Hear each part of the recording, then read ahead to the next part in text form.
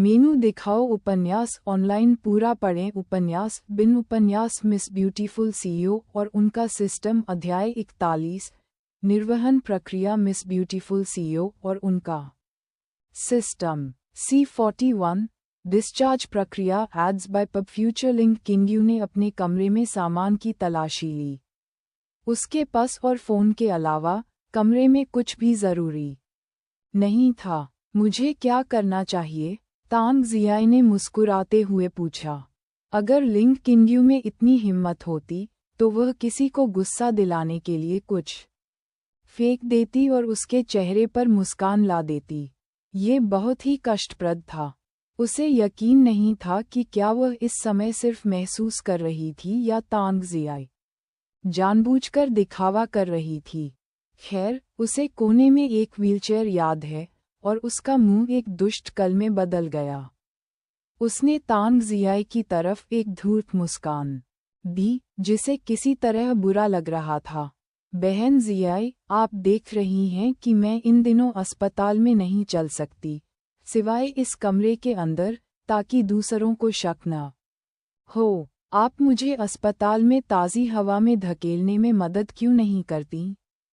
तांग जियाई ने अपनी आंखें सिकोड़ लीं और लिंक किंग्यू के चालाक चरित्रों पर आहें भरीं। उसने लिंक किंग्यू की ओर सिर हिलाया। सच कहूं तो तांग जियाई हमेशा तैयार थी अगर लिंक किंग्यू कुछ भी मांगता, बशर्ते वह उसकी ज़रूरतों और नैतिकता के हिसाब से हो और मांग बहुत ज़्यादा न हो। वह लिंक किंग्यू की कायरता पर मन ही मन हंसी और उसे देखकर खुश हुई कि वह उसके और शियाओ यू जैसी महिला से अनुरोध करने से बच रही है। शायद उसे लिंक किंग्यू को फिर से याद दिलाना चाहिए, वे उसकी मदद करने के लिए वहाँ थे और उनकी आभा से डरने के लिए नहीं। दरवाज़ा खुला और एक नर्स ने आवाज़ लगाई। यिन जिंगफेई के अलावा पीछे से जियांग यू आया, जो विशेष रूप से डिस्चार्ज प्रक्रिया के लिए कागजात लेकर आया था। उसने उन्हें लिंक किंग्यू के पास डेस्क पर रख दिया और अपने पूरे शरीर की जांच की। इन 3 दिनों में यह एक नियमित प्रक्रिया बन गई थी। दिन कैसा चल रहा है? बेतुकी बातचीत शुरू हो गई। अच्छा, बहुत अच्छा। मुझे लगता है कि मेरी सारी ताकत वापस आ गई है। ऐसा लगता है कि दुर्घटना कभी हुई ही नहीं। लिंक किंग्यू को बुरा नहीं लगा क्योंकि वह जानती थी कि मेडिकल स्टाफ कैसे काम करता है। मरीजों को शांत करना और उन्हें घर जैसा महसूस कराना किसी भी स्वास्थ्य सेवा कर्मी के लिए सबसे बड़ा काम था। Ads by pub future. ठीक है, दबाव और तापमान सामान्य है।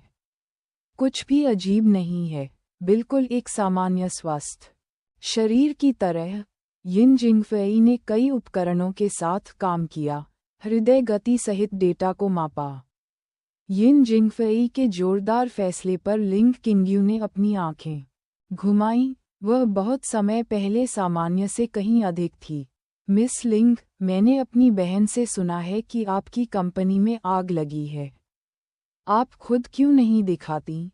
यिन जिंगफेई ने पूछा। वह अभी भी डॉक्टर के आने से पहले टास्क के अनुसार इन मापों को देख रही थी ताकि शव की रिपोर्ट उपलब्ध हो सके। रहस्य, युद्ध की कला, व्यापारिक मामलों में भी काम आ रही है। लिंक किंग्यू ने अपने मुंह पर उंगली रखी और कहा, वैसे भी सब ठीक ही होगा। नींव उम्मीद से ज़्यादा मजबूत है।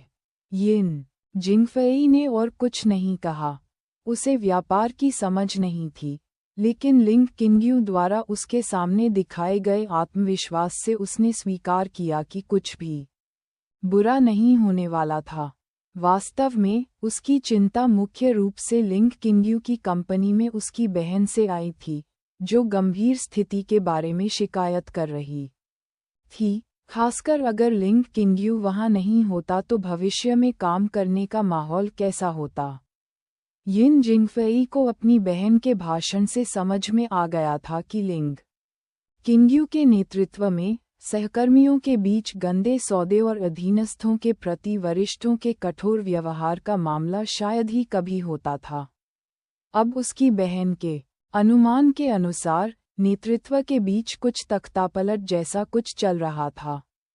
इसी कारण से यिन जिंगफेई ने लिंग किंग्यू से कुछ जानने की कोशिश की।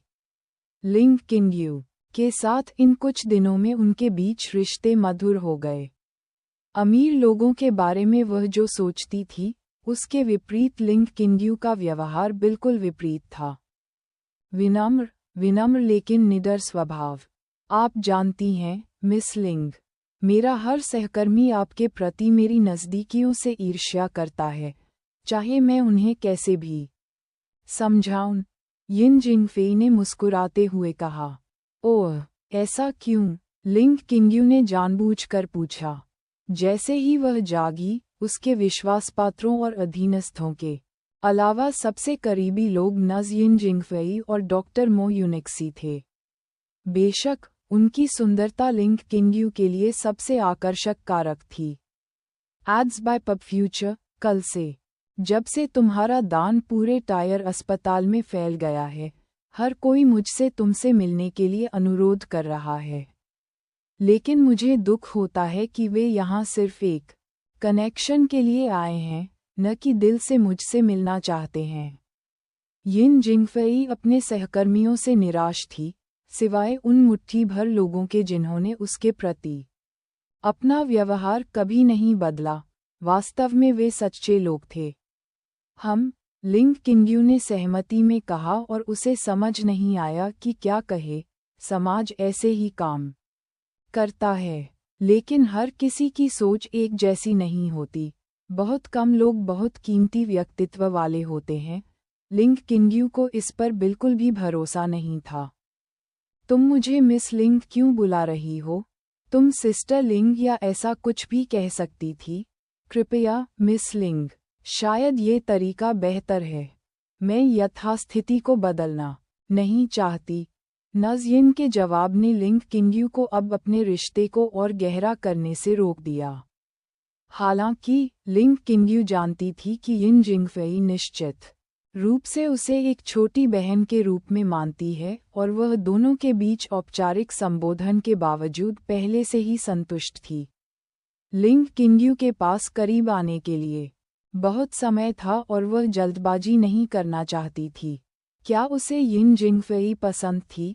जरूर, और कौन एक आकर्षक नस को उसके पास जाने से मना करेगा? अगर तांग जियाई और शियाओ यू को उसके आंतरिक मन का पता चल जाता, तो वे निर्दयता से हंसते। लिंग किंग्यू ने तांग जियाई और जियांग यू को बहुत सारी भावनाओं के साथ किसी बात पर चर्चा करते देखा। ऐसा लग रहा था कि उसके विश्वासपात्र भी +1 अनुकूलता में थे। एट नोवेलबन एट।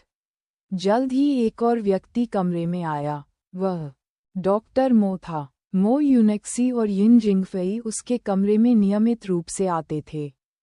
डीन हान ने केवल इन दोनों को लिंग किंग्यू के साथ जाने की अनुमति दी, जिससे उसका मूड और स्वीकृति और बढ़ गई। लिंग किंग्यू ने उसे एक छोटा सा अंगूठा दिखाया ताकि वह कई सुंदरियों की देखभाल का आनंद ले सके। अगर अस्पताल को परेशान होने से बचाना नहीं है, तो वह अपनी दान राशि को और बढ़ा देगी। कल सुबह अस्पताल के सार्वजनिक खाते में पैसे ट्रांसफर कर दिए गए और इसने अस्पताल में सभी को चौंका दिया। उन्होंने अनुमान लगाया कि डीन हान ने शुरू में सोचा होगा कि स्थानांतरण धीरे धीरे होगा, लेकिन उन्होंने कभी नहीं सोचा होगा कि एकमुश्त इतनी बड़ी रकम मिल जाएगी। हेलो डॉक्टर मो, लिंग किंग्यू वाकई बहन को पुकारना चाहता था, लेकिन इस तरह से संबोधित करने से उसे अपमान महसूस हुआ। हालांकि कोई भी उसके व्यवहार के बारे में कुछ नहीं कहेगा, लेकिन अचानक से रिश्ते को करीब लाना कभी भी अच्छा नहीं होता। नमस्ते, मिस लिंग, मैंने सुना है कि आप अस्पताल से जाने वाली हैं। मो यूनशी ने मुंह बनाते हुए कहा, जिससे लिंग किंग्यू उसके आकर्षक होंठों को चूमने के लिए लगभग उड़कर उसके पास आ गया। क्या आप हमें इतना छोड़कर जाना चाहती हैं? बिल्कुल नहीं। अगर मेरे पिछवाड़े में आग नहीं लगी होती, तो मैं हमेशा के लिए यहीं रहता। लिंग किंग्यू के शब्दों ने हंसी की लहरें पैदा कर दीं। हर कोई लिंग किंग्यू की स्थिति को अच्छी तरह से समझ गया। ये सब इंटरनेट पर फैल गया और कई नेटिज़ सिंहासन के विवाद पर तरबूज खा रहे थे। चूंकि अस्पताल ने दान की घोषणा की थी, इसलिए बाहर किसी को क्यों नहीं पता था कि लिंग किंग्यू जीवित और स्वस्थ है।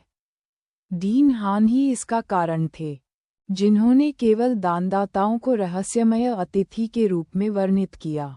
लिंग किंग्यू के अलावा किसी और को यह एहसास नहीं हुआ था कि वह इस अस्पताल में मौजूद है। हालांकि यह खबर लीक होने या किसी को अनुमान लगाने में ज़्यादा समय नहीं लगेगा। Ads by pub future. उपन्यास बिन लाइट नॉवेल, वेब नॉवेल, कोरियाई उपन्यास और चीनी उपन्यास ऑनलाइन मुफ्त में पढ़ें। आप सैकड़ों अंग्रेजी अनुवादित लाइट नॉवेल, वेब नॉवेल, कोरियाई उपन्यास और चीनी उपन्यास पा सकते हैं, जिन्हें दैनिक रूप से अपडेट किया जाता है। उपन्यास ऑनलाइन पढ़ें, लाइट नॉवेल ऑनलाइन पढ़ें, ऑनलाइन मुफ्त पढ़ें, मुफ्त लाइट नॉवेल ऑनलाइन। संपर्क टॉस साइट मैप दान करें।